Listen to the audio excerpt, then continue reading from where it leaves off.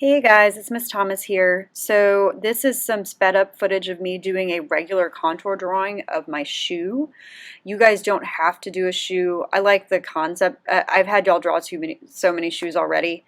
You can pick something like a toy or some other object if you'd like. The thing that's kind of cool about a shoe conceptually from an idea standpoint is kind of like Forrest Gump. You can tell a lot about a person by the way their shoes look. And as you can tell, my boot's pretty scuffed up, but I've only had it for about a year. But I clearly live my life pretty intense. But as you can see, I'm doing a sketch first and finding out how tall, how wide.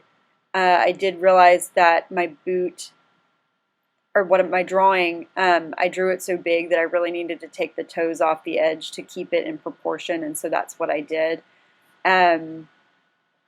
It doesn't look great. If this was something that meant a whole lot more to me, I would have just started over and made sure that I made it small enough so that it would have really fit on the whole page.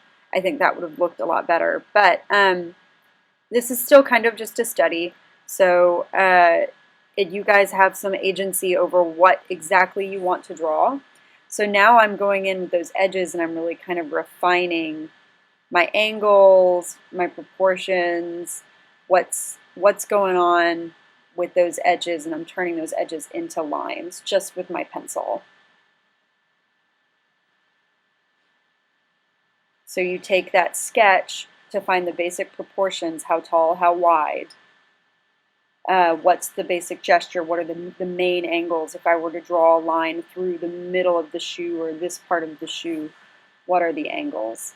And as you can see, my shoe is there. I'm looking at it, referencing it, and you guys can do a shoe or something else. So, and I'm also trying to think a little bit about texture, and some of those details are now coming in now that it's gotten this far along. What are some of the cracks in my shoe? How can I communicate those just through line? Where's some of the weight happening? And I'm thinking, and as you can see, I'm investigating that with my pencil marks first, just to kind of see where do I want the lines to be thicker, where do I want them to be thinner. I'm already kind of thinking about that. And as you can see, I was really unhappy with the bottom of my shoe, and so I redid that. And now I've got my Sharpies. You might not have Sharpies. You can totally do this with a ballpoint pen. That's more than acceptable.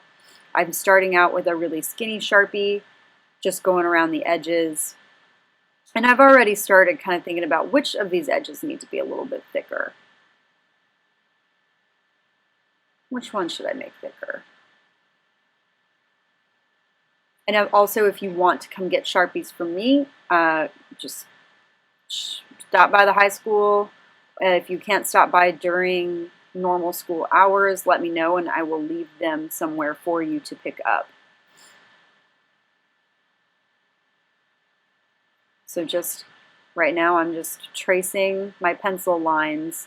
Some of them I'm making maybe a little thicker, some not. And see how I'm moving that paper all around. Oh, erase. So this is a really important one. When you're doing any kind of ink drawing, you got to erase the pencil after you're done. And so this is me. Now I'm really kind of starting to build some of that calligraphic line and the thickness and the weight of certain lines, even still with just my skinny Sharpie. The thing about doing this in ballpoint pen, which yes, you can do, the thing that's harder is really getting those lines super thick because it's just going to be more time consuming because it takes more layers. Versus with this, in a minute, I'm going to start using the regular Sharpie, and it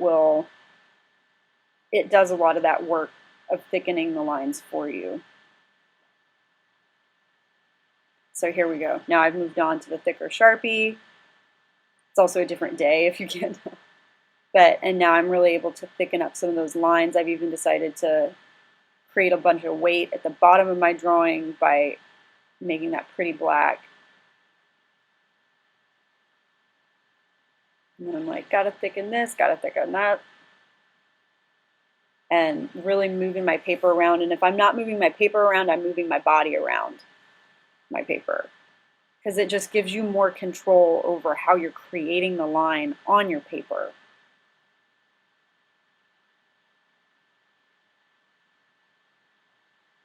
And I'm even kind of playing with some of like sometimes I'll use the skinny Sharpie again to create certain textures. I'm using a lot of cross hatching, which is creating value through line or shading.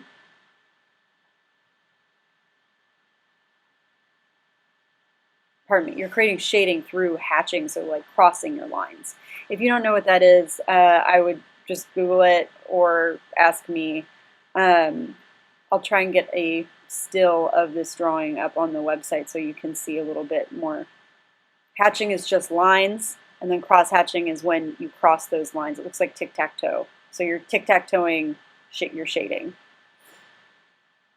And I even did it in the background a little bit because I was like, there's far too much blank space in this background. And now you can really see when I pushed the thickness of my lines how much it helped create contrast in my shoe. Anyway, I'm excited to see y'all's drawings.